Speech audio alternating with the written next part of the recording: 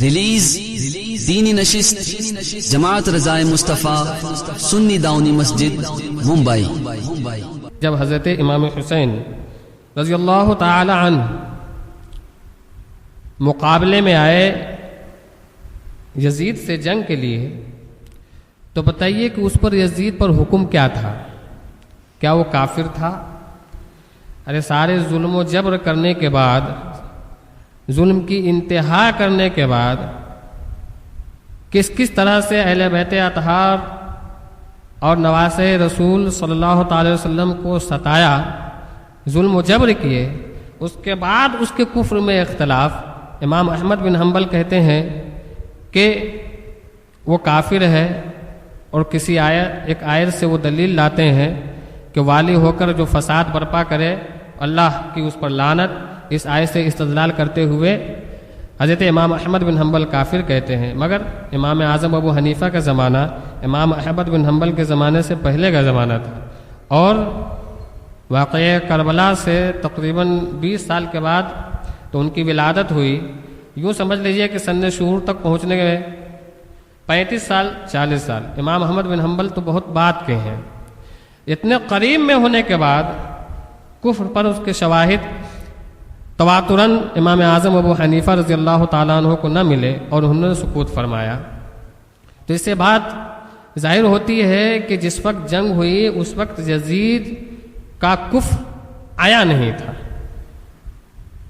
اور ویسے فقہاء کرام کی عبارتوں سے یوں مفہوم ہوتا ہے کہ وہ فاسق و فاجر تھا، مگر اس وقت تک اس سے کفر کا صدور نہیں ہوا تھا۔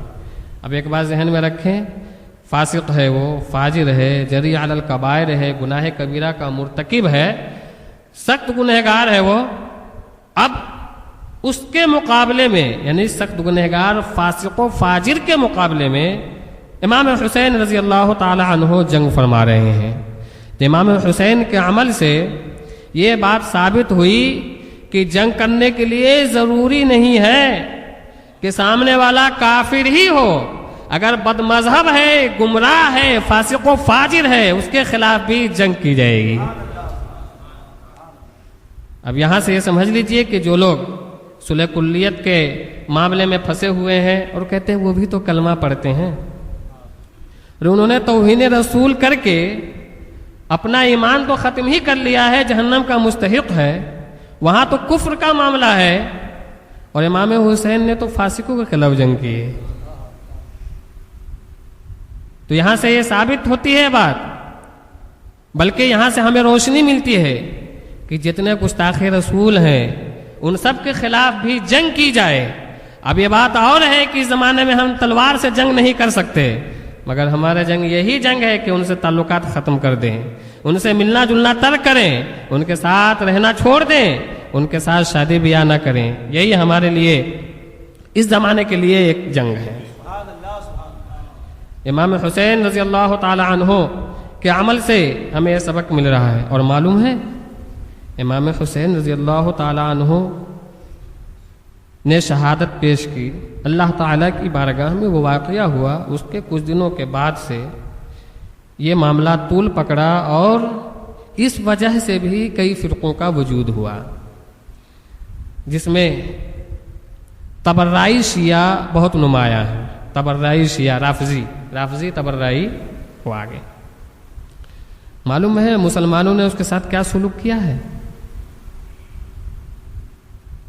ان کے ساتھ شادی بیاہ بند، ان کا قبرستان بھی الگ کر دیا، ان کی مسجد بھی الگ کر دی ہے